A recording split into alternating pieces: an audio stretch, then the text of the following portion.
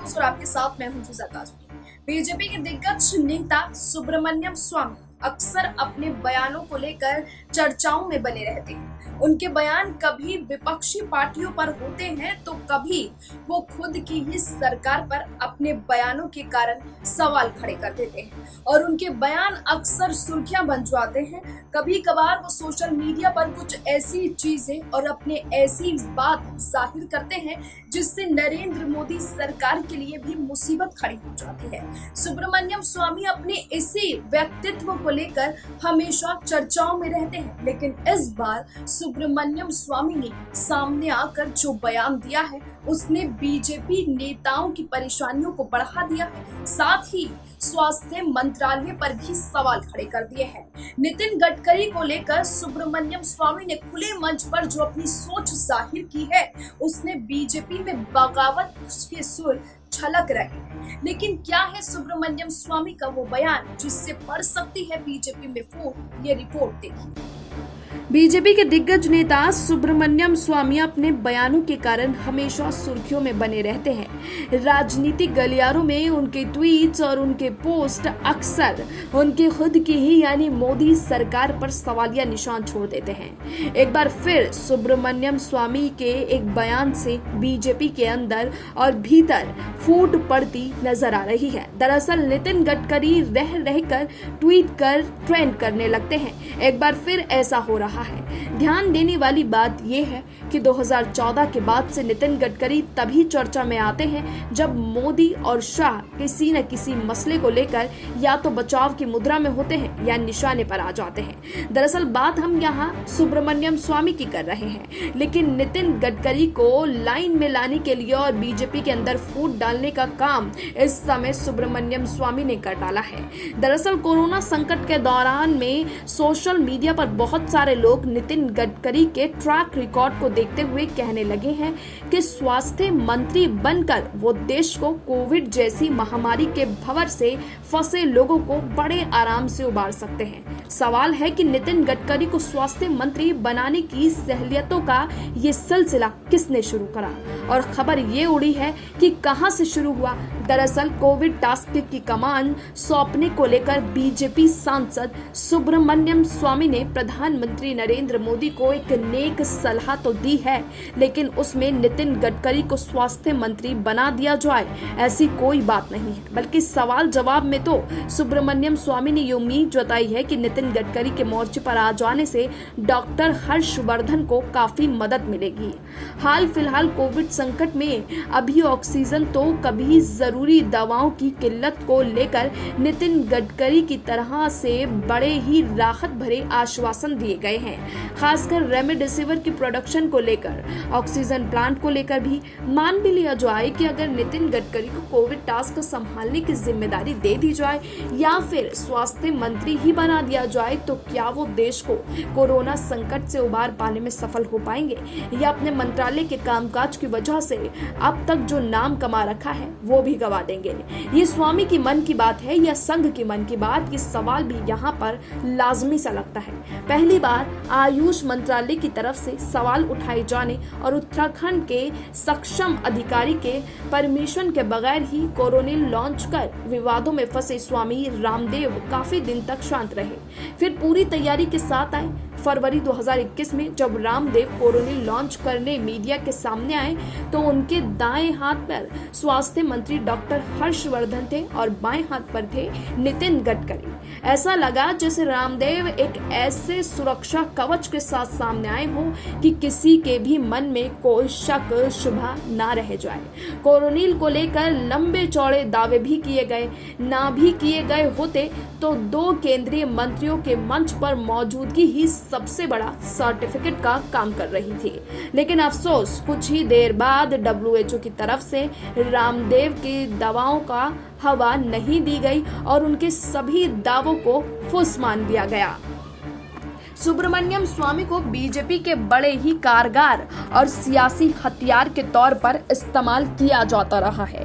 ये भी कह सकते हैं कि चूंकि दोनों का मकसद कॉमन होता है, लिहाजा सुब्रमण्यम स्वामी वैसे ही काम को अंजाम देते हैं जिसमें बीजेपी का भी फायदा छिपा होता है। कांग्रेस नेतृत्व पर नकेल कसने में भी वो काफी हद तक सफल रहे हैं उनकी कानूनी सक्रियता ने सोनिया गांधी और राहुल गांधी को कानूनी मुश्किलों में काफी उलझाए रखा है। ऐसे और भी कई काम हैं जो सुब्रमण्यम स्वामी शौकिया तौर पर करते हैं और उसका सीधा फायदा कभी प्रत्यक्ष तो कभी परोक्ष रूप से बीजेपी और संघ उठाते रहे हैं। महत्वाकांक्षा तो सभी नेताओं की होती है। सुब्रमण्यम स्वामी काबिल भी हैं और महत्वाकांक्षी भी। कई बार तो लगा कि वो देश के वित्त मंत्री बनना चाहते हैं, लेकिन मौजूदा नेतृत्व के चलते वो फिरते RDX जैसे ही लगते हैं, जैसे कोई JCB मशीन हो जो कब किसकी इमारत जमींदोज करने में लग जाए कोई कल्पना भी नहीं कर सकता।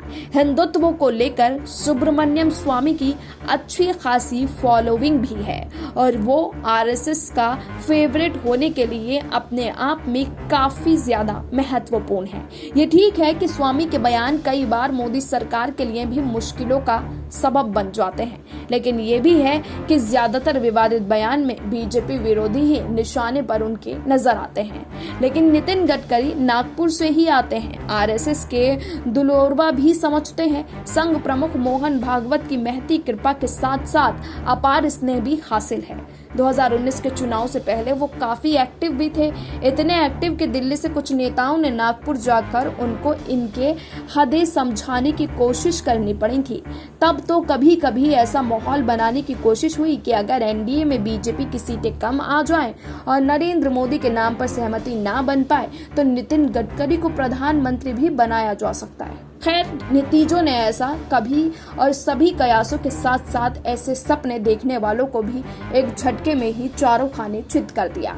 उससे पहले भी नितिन गडकरी की टिप्पणियों ने काफी सुर्खियां बटोरी थी, जैसे 2015 में बिहार चुनाव के नतीजे आने पर मार्गदर्शक मंडल में सुगबुगाहट देखने को मिली और एक प्रस्ताव पारित कर तत्कालीन पार्टी नेतृत्व पर सवाल उठाए गए और कहा गया कि जिम्मेदारी किसी एक को लेनी चाहिए, न कि सामूहिक जिम्मेदारी के नाम पर जिम्मेदार व्यक्ति को बचाने की कोशिश होनी चाहिए। 2018 में जब बीजेपी के 3 राज्यों मध्य प्रदेश, छत्तीसगढ़ और राजस्थान में सत्ता गंवा दिया तो नितिन गडकरी का एक बयान काफी चर्चित था। उन्होंने कहा था कि सफलता के कई पिता होते हैं लेकिन असफलता का कोई माई बाप नहीं होता। सवाल है कि नितिन गडकरी को कोविड के कमान देने का संदेश स्वामी के मन की बात है या संघ के मन की बात, ये सवाल अभी बरकरार है। अभी कोविड की दूसरी लहर ने पहले से ही तबाही मचा रखी है और तीसरी लहर को लेकर वैज्ञानिक संकेत देने लगे हैं। हालांकि अभी ये साफ नहीं है कि तीसरी लहर दूसरी से खतरनाक होगी या नहीं, लेकिन नितिन गडकरी को लेकर ताजा चर्चा सुब्रमण्यम स्वामी के एक ट्वीट से शुरू हो गई है, जिसमें वो PMO को ही निकम्मा बता डाल रहे हैं और प्रधानमंत्री नरेंद्र मोदी से नितिन गडकरी को कोविड टास्क की कमान सौंप देने की सिफारिश कर रहे हैं। सुब्रमण्यम स्वामी की दलील है कि जैसे देश मुगलों और अंग्रेजी हुकूमत के बावजूद आगे बढ़ता रहा वैसे ही कोरोना वायरस के बाद भी बना रहना चाहिए। सुब्रमण्यम स्वामी के इस ट्वीट के बाद लोगों ने उनसे सवाल भी किया। एक सवाल है कि नितिन गडकरी ही क्यों? जवाब में गडकरी ने गडकरी के बेहतरीन ट्रैक रिकॉर्ड का हवाला दिया। जब हर्षवर्धन को लेकर सवाल पूछा गया तो स्वामी का कहना है कि उन्होंने काम करने के लिए फ्री हैंड नहीं मिला। जब बात नितिन गडकरी के हर्षवर्धन को रिप्लेस करने और उनकी क्षमता पर सवाल खड़े करने की होती है तो स्वामी स्पष्ट भी करते हैं कि गडकरी के आ जाने से हर्षवर्धन के लिए काम करना आसान होगा। मतलब वो ये नहीं कहते हैं कि हर्षवर्धन को हटाकर नितिन गडकरी को स्वास्थ्य मंत्रालय सौंप दिया जाए, जबकि ट्विटर पर ट्रेंड तो ऐसा ही समझा जा रहा है। लेकिन जो अब समझने वाली बात यह है कि अगर सुब्रमण्यम स्वामी की सलाह मानकर प्रधानमंत्री नरेंद्र मोदी नए सिरे से कोई कोविड टास्क फोर्स बनाकर उसकी जिम्मेदारी नितिन गडकरी को सौंप देते हैं तो क्या सब कुछ ठीक हो जाएगा या नहीं। लेकिन अब देखना होगा कि बीजेपी के अंदर कहीं स्वामी के इस बयान से फूट ना पड़ जाए।